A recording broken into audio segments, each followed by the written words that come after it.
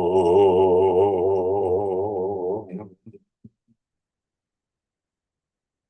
Om.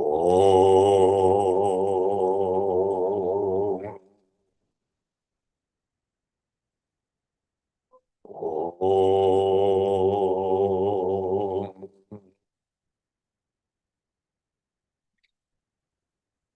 Gurur Brahma, Gurur Vishnu, Gurur Devo Maheshwara, Gurureva Param Brahma, Tasmai Shri Gurave Namaha.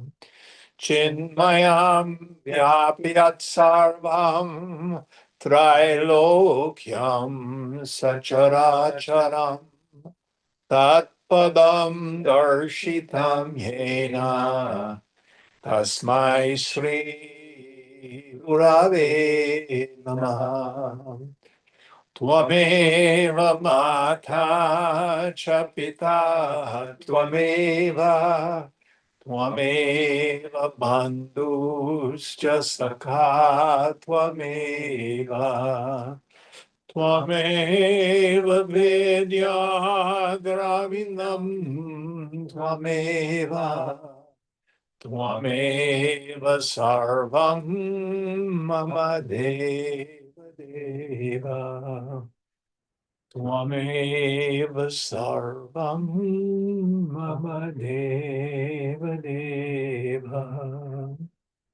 Jai Guru. Yata sarvani bhutani pratibhanti stitani cha yatraivo bhashamam yanti tasmai satyatmane namaha. I went over on our meditation. It was so blissful. So where are we in our text? I think section 3, Do you know, Mark, where we are? chapter 20. Mark, are you online?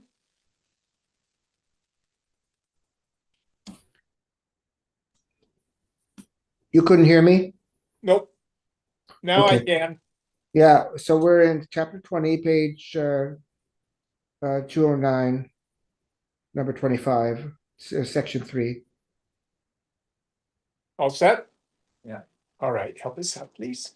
Anusandhanam kramaha, the method of scrutiny.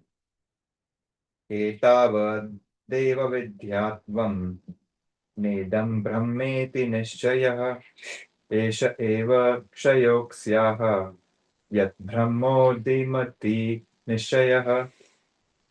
So much only is the state of spiritual ignorance, which is the conviction that this is not Brahman or the Supreme Spirit. This alone is its end, that is the end of avidya, which is the conviction that this is Brahman or the Supreme Spirit. So you hear me say so frequently, both bondage and liberation occur to the mind. The self is ever free. What is my bondage? My bondage is nothing more than the deeply rooted conviction in the mind, based on avidya, ignorance. The result of that ignorance is this superimposition. I think I'm my body plus my personality. I am this kind of individual self, that kind of individual self. There is no other bondage. And its cause is avidya, ignorance. There is no other liberation than the deeply rooted conviction in the subtle intellect based on direct experience. Mind you, we go through the distinction between paroksha jnanam indirect knowledge, which you hear from the teacher, which you read in the scripture, and aparoksha jnana, direct experience, meaning I have thinned the mind, dialed down the pressure of vasana. And in the space between my thoughts, with the mind's eye, the attentive faculty, turned back on its source. Who am I?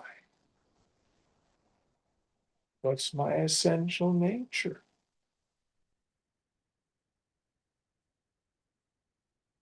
And then in the subtle intellect, there's this aha, this pratibhyana.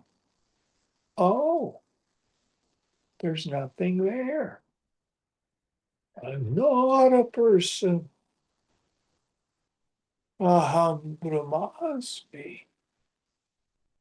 I am that space of pure awareness.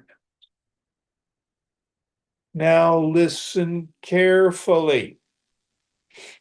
If you find yourself dealing with the question, am I realized or not?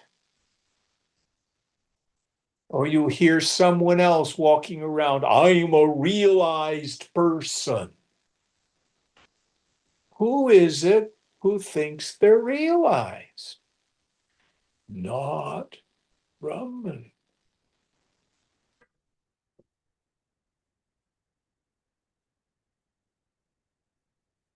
It's another state of ignorance. The mark of the Jivan Mukta, the Sthita Prajna, the Jnani, is she knows she's not a person. I'm not any kind of person. I am Brahman. Chidananda Rupaham, Shivoham, Shivoham. Well, what about this body, mind, intellect? That's the Lord's problem. Do your best not to be a jerk. And then do your duty in the world.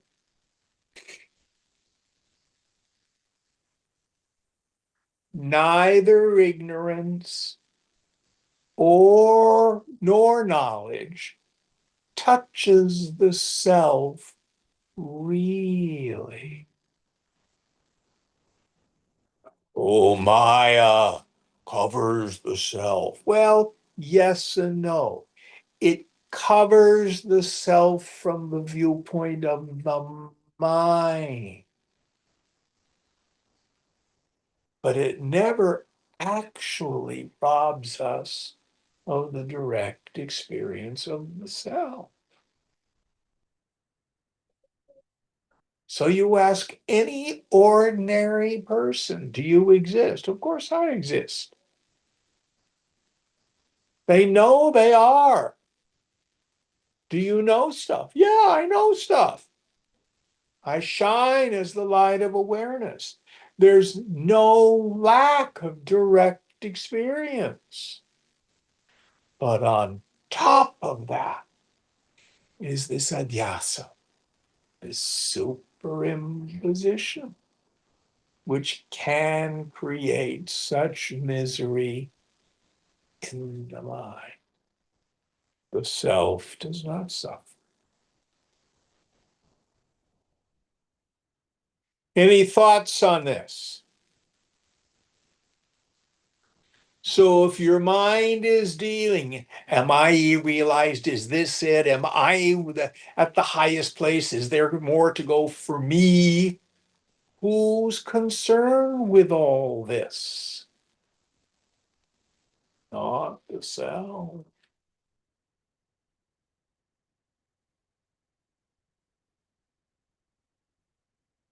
Next verse.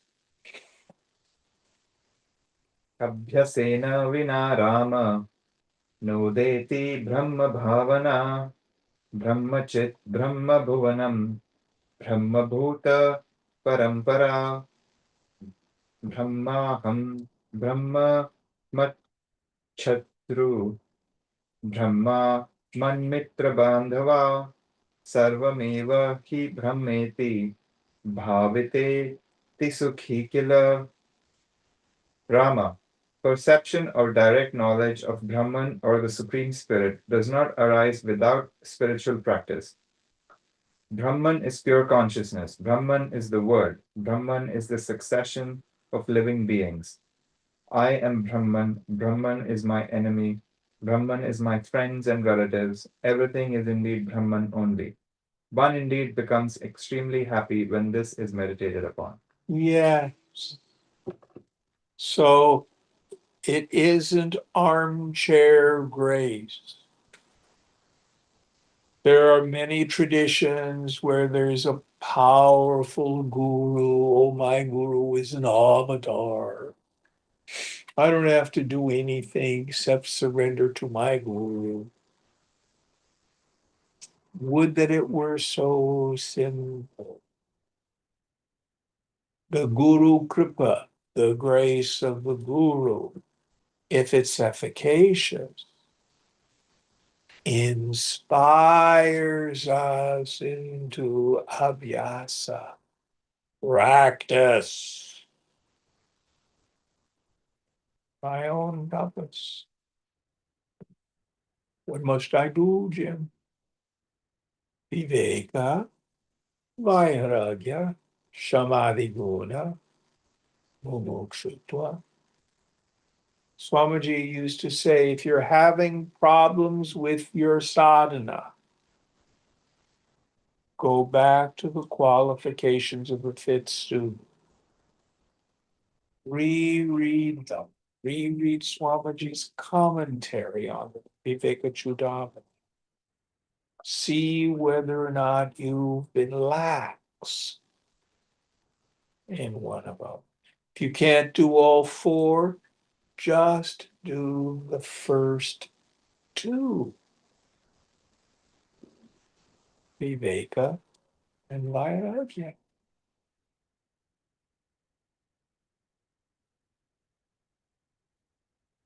Because you need chitta shuddhi. You need a pure mind.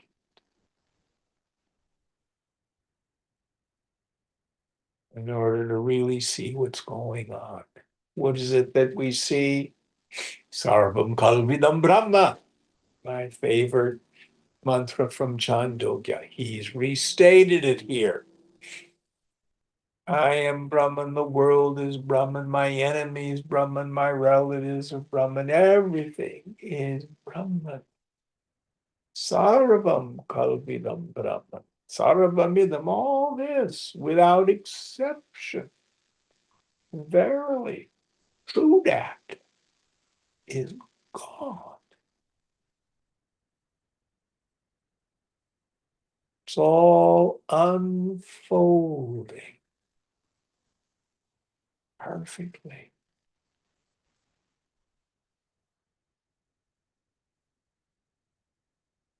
Going on.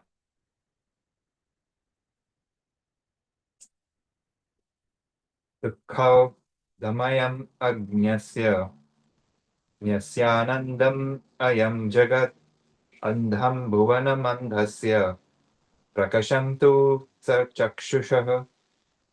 The world consists of a multitude of sorrows to the ignorant.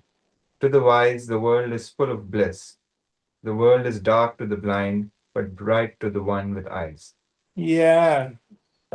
So the world's not a bad, awful, ugly place. If you've got a subtle aversion, you may have thoughts like, oh, I can't wait to be realized so I can be finished with this packet of sorrows, this veil of tears.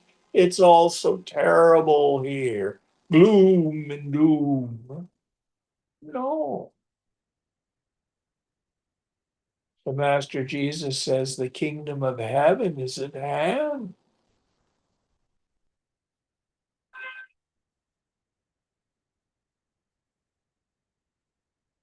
So for the Stitha Prajna, the person of steady wisdom, there's a marvelous immediacy and intensity available in the now.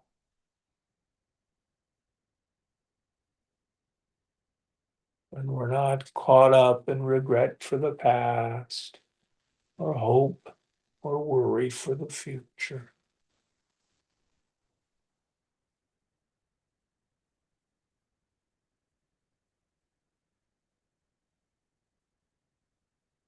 For the person with a heart full of raga and dvesha, craving and aversion, the world's a painful place. For the jnani, it's full of incredible beauty. What comes to mind, those of us who may have read Swami Tapovanam's Wandering in the Himalayas. There are passages where he talks about just walking along a pathway high up in the Himalayas and coming upon just a beautiful flower and just being absorbed in its beauty, lost in samadhi, just blissing out on a posy or a cloud formation or the song of a songbird or the deep silence of a tree.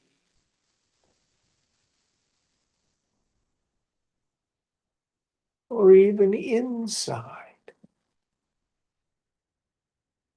humanity's capacity to create beauty.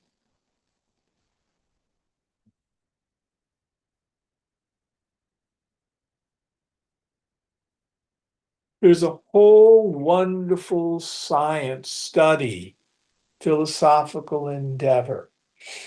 You can approach it as aesthetic theology or theological aesthetics. What is beauty? When you hear something or see something that's beautiful, first of all, it makes us love it. If we're stupid, it makes us want to possess it. But we can love something without the need to possess it. But what is it about beauty where we, oh, wow.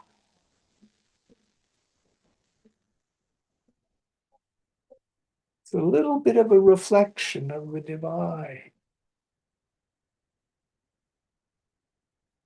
Vishayanata and something Well, it's more than just getting what you want. as a quality. Yes. I mean, I think the clearest example that comes to my mind is there's a series of pen and ink drawings by Leonardo da Vinci. They might be pencil drawings, I can't remember. And they're grotesques from the streets of Florence. They're ordinary, poor working people. And they're grotesque. They, are missing teeth and they have big bulbous noses and warts and things like that. Faces that you or I would normally think of as ugly. But Leonardo saw beauty in them. He was able to look at what is without the superimposition, preconceptions. They're just amazing drawings. You can probably Google them and see them.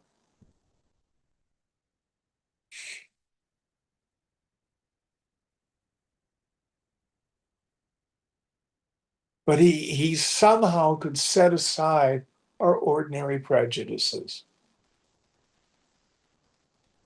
See great beauty where other people can't. Does that make it a little clearer? Mhm. All right, next verse.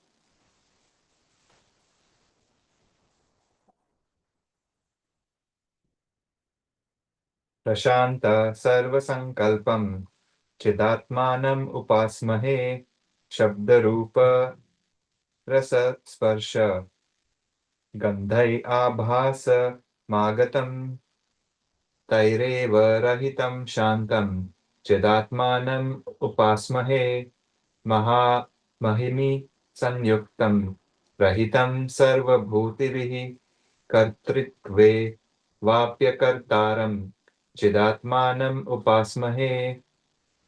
We meditate on the self that is pure consciousness in which all thought has ended. We meditate on the self that is pure consciousness which has come to appearance through the five senses, sound, form, taste, touch, and smell, is free from them and is calm. We meditate on the self that is pure consciousness, which is endowed with great glory, is free from all births, and a non-doer, even when there is possibly doership. Yes.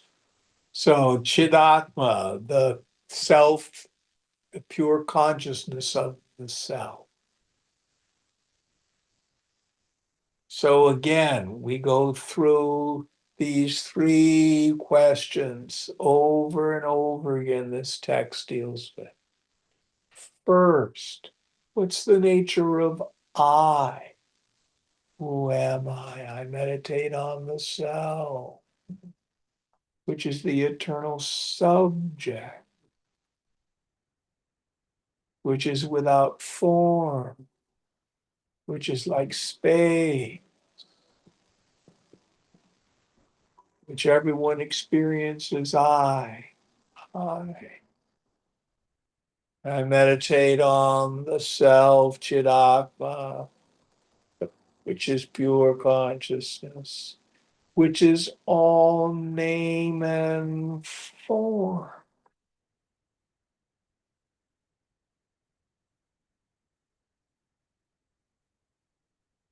Vedanta never says the phenomenal world isn't here.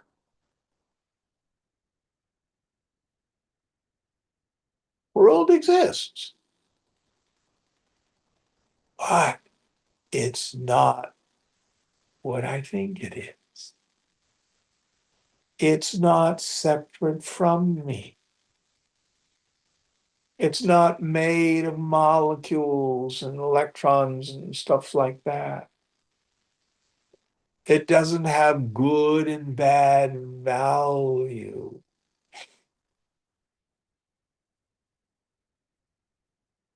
It's just the play of consciousness, just like all the elements in a dream.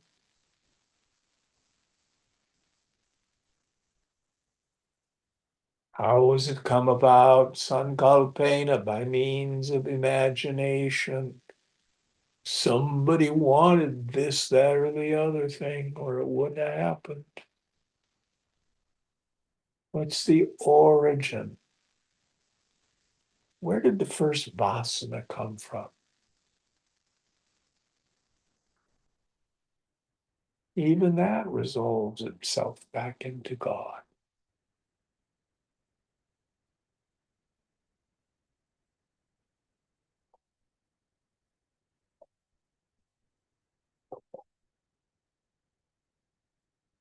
The doing gets done. Where is there a doer?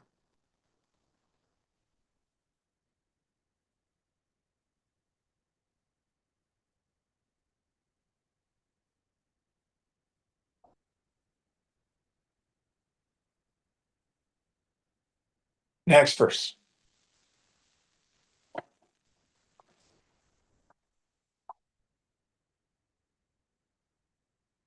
Seems like somewhere down the line there was the we started believing our thoughts, and that was the trouble that began. And that's what the Christians would call original sin. Mhm. And that's what yoga says is Maya. that you believe your thoughts is the result of Maya. The Lord created a punit entity, body, mind, intellect, and made that intellect have ignorance. Otherwise, nothing would go on.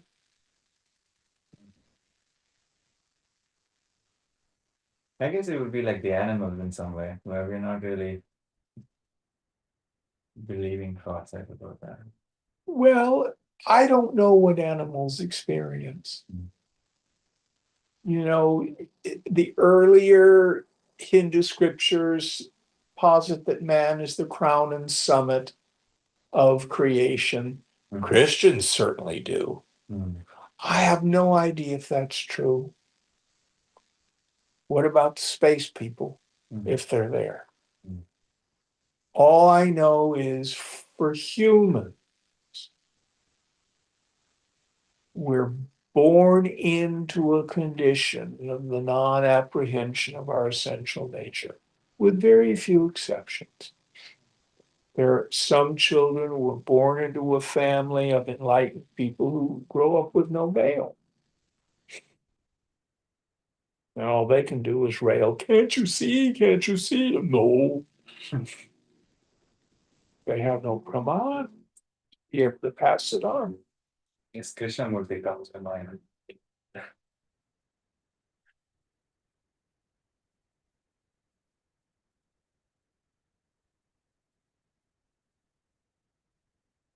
But our ignorance is another one of the Lord's divine forms. Mhm. From where else did it come? The possibility of ignorance exists all the time, I suppose. For somebody, Right. certainly a fact. Mhm.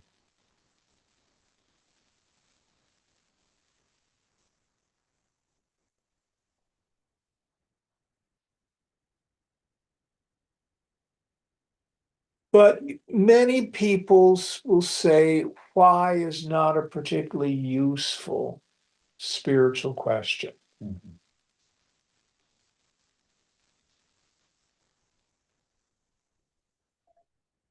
It's always a temptation to anthropomorphize the infinite. We do things for reasons.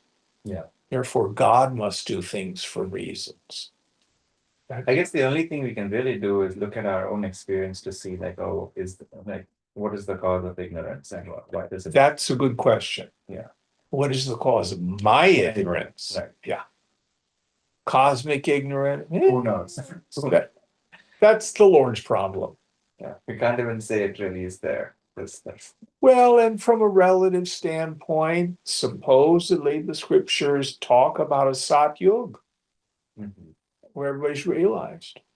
You know, sure ain't happened in my lifetime. Yeah. Good story. What? Good story. That's exactly what it is, a good story. Yeah. But any individual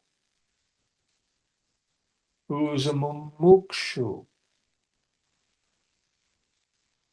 and what was the phrase the Buddha used? Whose eyes are only covered with a little dust, can free herself.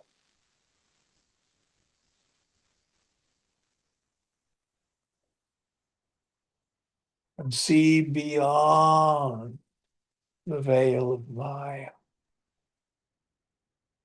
We see how the Mahamayavi, the great magician, does his tricks.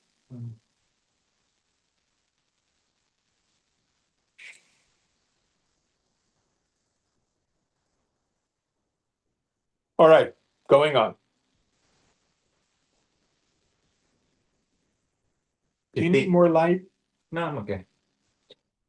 इति निश्चित्य ये सत्ये पदे सुखम अवस्थिता न Na nandanti, na nindanti, jivitam maranam tatha, manastesham tu ragam, anupadhi gata brahmam, asaktam, muktamashantam, param sattvam, padam gatam.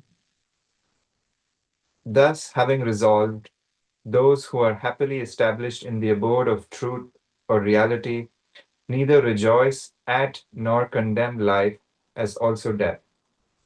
But their mind is free from passion without limitation by factors like time and space, with delusions departed, not attached to worldly life, liberated, tranquil all around, and gone to the highest abode of pure existence. And life becomes very enjoyable because there's no longer any fear. We don't have the psychic brakes on. Most people go through life with the brakes on. Oh, I'm afraid to do this. What's going to happen if I do that? Or it's always gripping attachment.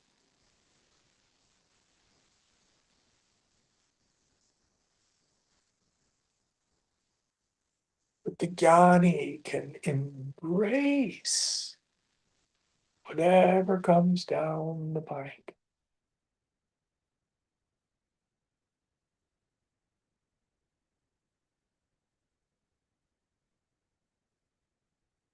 Birth and death, just more experiences.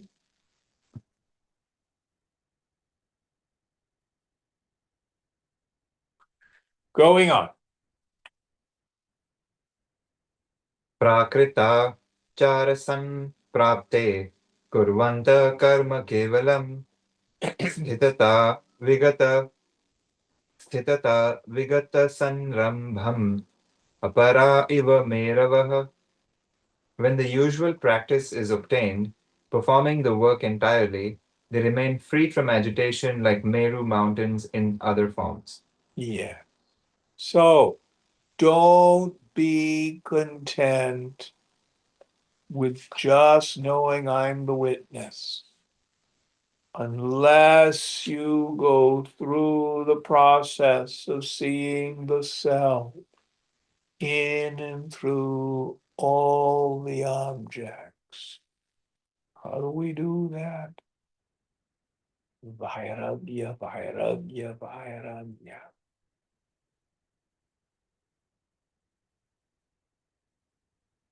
Then there's no inside, there's no outside.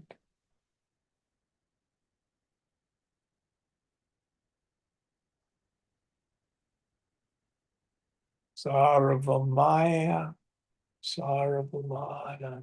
It's all Maya and it's all bliss.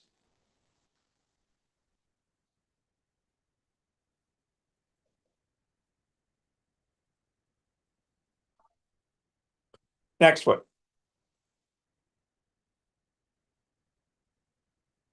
Section 4. Dvividho Yoga. Two kinds of yoga. Right? Sri Rama Vacha Pranaspanda Nirodhena Vasana Vilayodaye Jivan Mukta Pade Brahman Vada Vishramyate Katham. Sri Rama said, when the dissolution of mental impressions is produced by the restraint of the movement of prana or the vital air, how does one repose in the state of liberation while living? Tell me that, revered sage. So now he's talking about the culmination of the Raja Yogi's sadhana. Now, listen carefully. It's not just pranayama. Raja Yoga will not be efficacious without vairagya. What will happen if the yogi hangs on to their belief in the phenomenal world and is still convinced that the external world is inherently joy-giving or misery-producing, even if they momentarily stop the mind, stopping by willpower the flow of thought, you're left with I see nothing. It's what we call a jada samadhi, an inert or dead samadhi. The personal sense of self does not drop. How do I get that personal sense of self to drop? It's still the annihilation of the vasanas.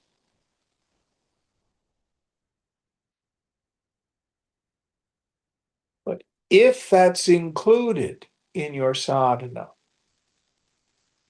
then the Raja Yoga tradition is very efficacious. Any thoughts on this? Going on.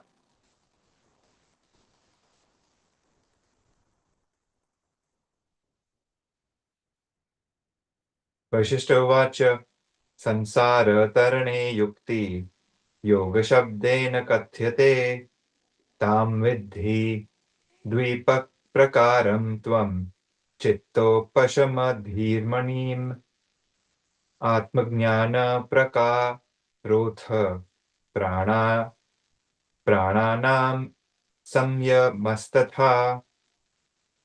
Vasishtha said, the means for crossing over the course of worldly existence is called by the name yoga. Know that yoga having the characteristics of the cessation of the mind to be of two kinds, the way of self-knowledge and the control of the pranas or the vital airs. So again, we've talked about this in prior chapters. This text gives equal weight to the Raja Yoga and the Jnana Yoga traditions. Both are efficacious. And in fact, you can practice a combination of the two, an integral yoga. Swamiji's Diksha Guru, Swami Shivananda, he called his mission the Yoga Vedanta Society. They did asana, they did pranayama, but they also studied scripture and did the Vedanta. Now, Swamiji only taught the Vedanta. Swami Tapovanam, only the pure Vedanta. But the guru within you will guide you. Go where you're fed, follow your intuition. Any thoughts on this? Next verse. प्रकारौ द्वावपि प्रोक्तौ योगशब्देन यद्यपि तथापि रूढिमायात pranayuktau asau bhrisham.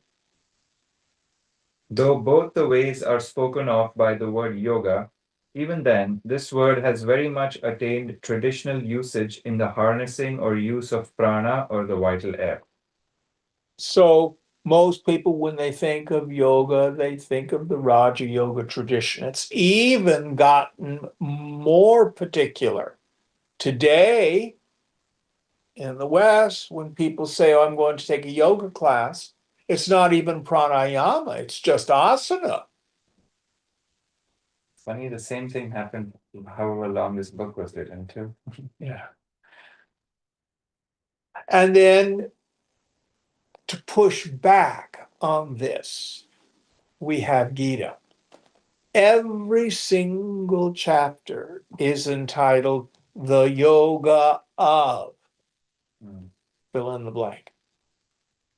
Sankhya Yoga, the Yoga of Arjuna greed, Karma Yoga, the yoga of renunciation of action and knowledge, bhakti yoga, the yoga of the field and the knower of the field. Each chapter is a yoga, and it's to demystify the word. Comes from the Sanskrit root yuj, which means to join. I get joined to God? No. How can God be joined to God? It is the yoking of the mind in the infinite.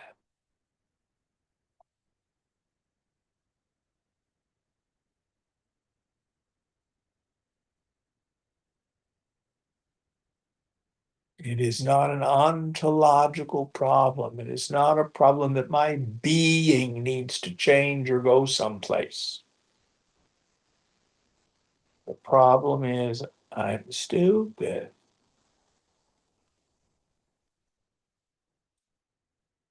And I have not yet paid attention to the most obvious direct experience in my life.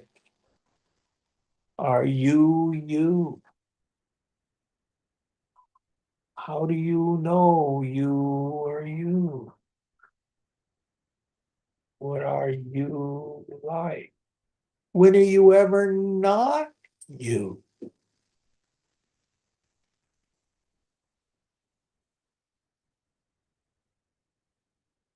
Going on.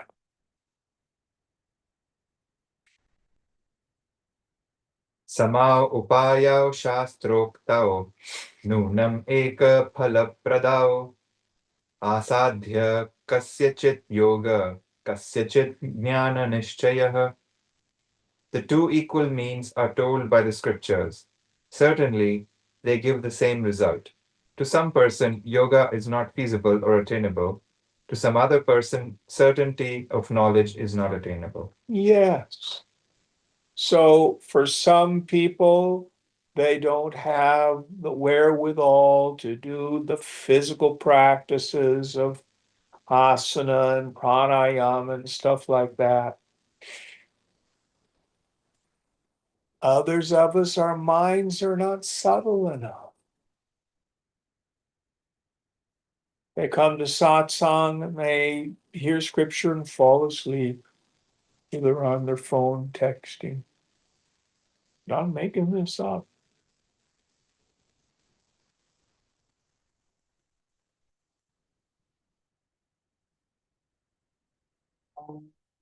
The pure Vedanta is not accessible to everyone. Never has been. It's the most direct path, but it's the most austere. And it's only available to people with a subtle mind. Those of us who studied Tripura Rahasyam, remember how it starts? Parashurama is all upset, got defeated in battle by Lord Ram. Heading down the road, he meets Samvarta. What's the truth, dude? Samvarta tells him Parashurama's got a mind like a brick. He doesn't understand it at all. Samvarta can see it. And he says, go talk to Dattatreya. So he goes further down the road. He sees Dattatreya. Pranams. Dattatreya tunes to his mind. My God, he's got a mind like concrete. It's worse than a brick. Only one thing to do. Go worship the goddess for 12 years.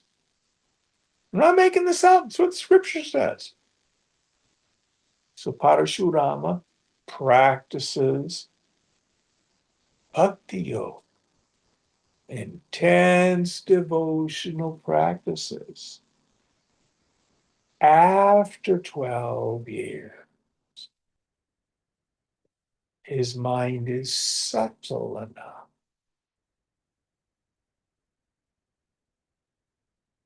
He begins to have subhej, auspicious desires. What did some part to say? I'm not getting total peace of mind by doing this ritual. Gets me high every once in a while, but that's not the answer. So he goes back at the top where he says, now he's ready.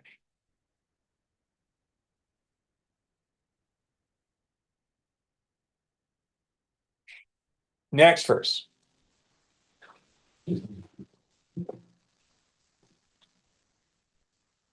Mama Tvabhimato Rama Susadhyo Jnana Nishchayah Tayo Jnanam Tava Proktam Yogoyam Protyate Shrinu. Rama, my accepted view is that certainty of knowledge is easily attainable. Of the two, knowledge has been told to you. This yoga is now described. Hear this. So the certainty of knowledge, this firm conviction in the intellect that Brahman alone is real. I am that. He says it's the most direct, easy to perform if you have an intense spirit of renunciation and a subtle mind. This doesn't mean a high IQ. You don't need to know Sanskrit. You don't need to study lots and lots of scriptures. Now, if you want to become a teacher, learning Sanskrit can be of great value. It is of value to be Shrotriyam if you want to be a teacher, because the scriptures show us how to work with people's minds, which is what we do as a guru.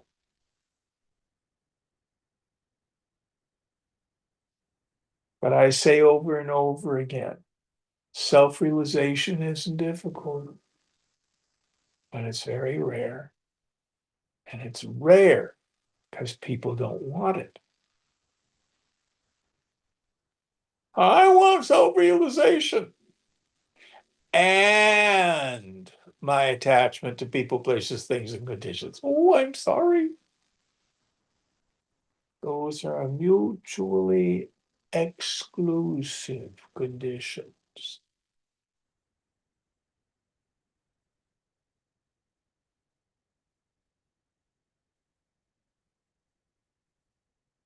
You either believe the rainbow's solid and there's a pot of gold at the end of it and you can drive there, or you don't. You can't believe in the reality and the solidity of the rainbow halfway.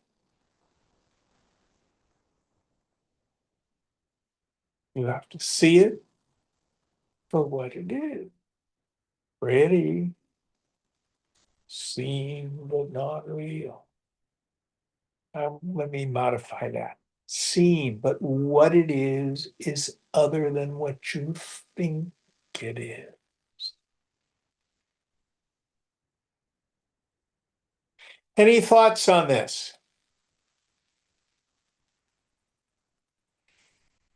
All right, going on.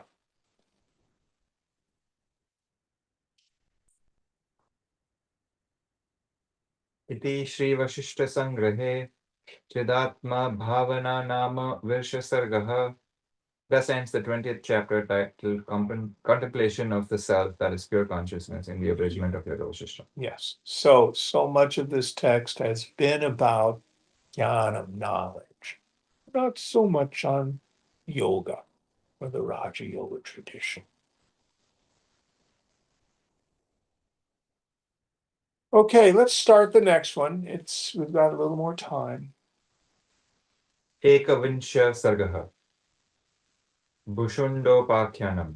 Chapter 21, The Story of Bhushunda. Section 1. Bhushundo Pattihi. The origin of Bhushunda. This is the crow, I think. And notice this story also shows up in Tripura Rahasyam, I think. Going on, maybe not. Maybe it's just in this text. I lied. Going on. Vasishtovacha Atra te kathayashyami Vrittantam Paramadbhutam Ata Tapo Muni Praha Purasthane Shatakratoho.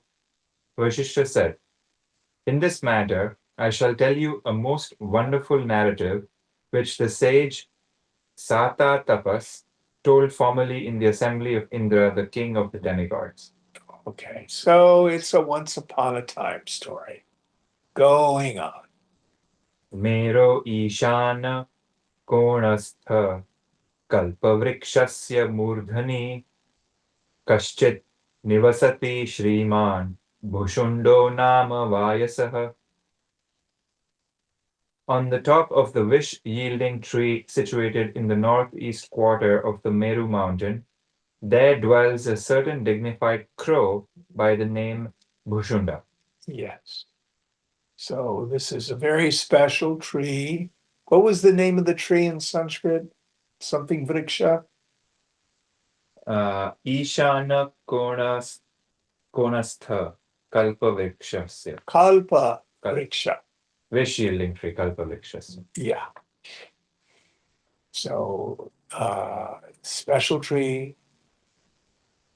There's a funny looking crow who is quite unique.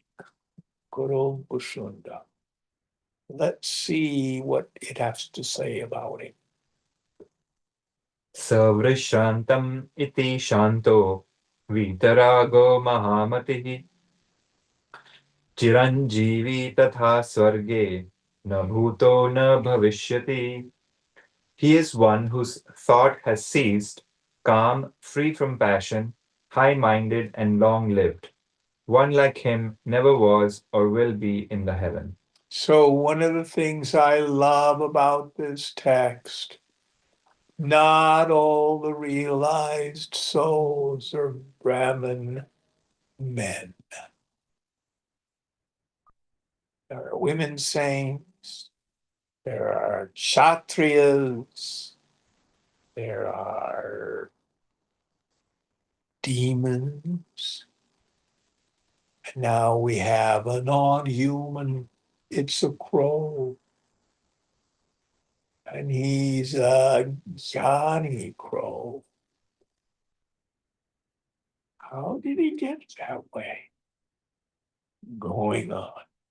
It's the third-eyed raven from Game of Thrones. Oh, yes. Of course, ravens and crows are different. Yeah. I thought they were the same at one point, but they're not. I have a crow chorus. In the evenings at certain times of the year, they make all this cacophony. They come sing to me. Going on.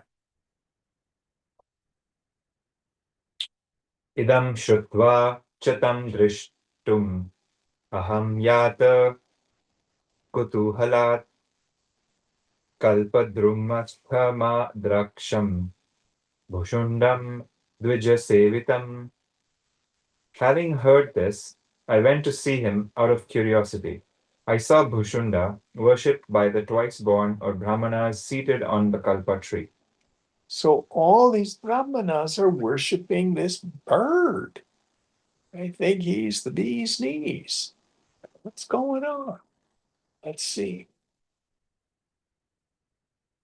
Ashanka tamapi praptam vasishtam avabudhyamam ardhya ardhyapadhyadi sampadhya mam uvacha Khagadhipaha.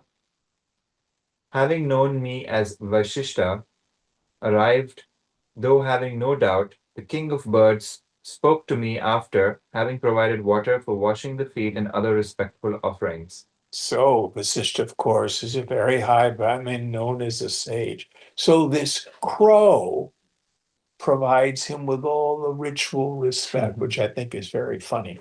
With these little wings, how's he gonna do a bowl and wash his feet like that? I always think that's very funny. But he does it. Going on. Kimartham adhyagamanam ajñam me datumarhasi ityuktoham tada pricham jatakasmin kule bhavan kiyat ayushchate sadho ज्ञातज्ञेय कथम भवान इति पृष्टो भूषुण्डो sao pravattum mupapchakrame. For what purpose is your arrival today? You deserve to give me your command. Thus told, I then asked him, in which family was your honor born? Sage, how much is your age? How has your honor known what is to be known? Thus asked, that Bhushunda prepared to speak. Okay, so rather personal questions. What's your lineage? What caste are you? How did you come here? How old are you? And how did you get to be so wise? Going on. Bhushunda uvacha harasya pramatha yadvat parivaro hi matarah jaya cha vijaya chaiva jayanti cha parajita siddha rakta lambusa चाप्युत्पला चेति विश्रुताः कदाचित् मिलिता चक्षु उत्सवं paramam muda. As there are pramathas, a class of semi-divine beings attending on Shiva, there are also semi-divine female attendants or mothers. They are known as Jaya, Vijaya, Jayanti, Aparajita, Siddha, Rakta, Alambusa, and Utpala. Sometime come together, they performed a chief festival with joy. So these are celestial damsels. Going on. Tada tasam cha vahascha nanirtu papuravasam vrajrasthi tunda cha chandakhya kakohya lambu sarathah. Then even the birds carrying them danced and drank intoxicating liquor. The crow named Chanda, with a steel-like bony beak, was the vehicle of Alambusa.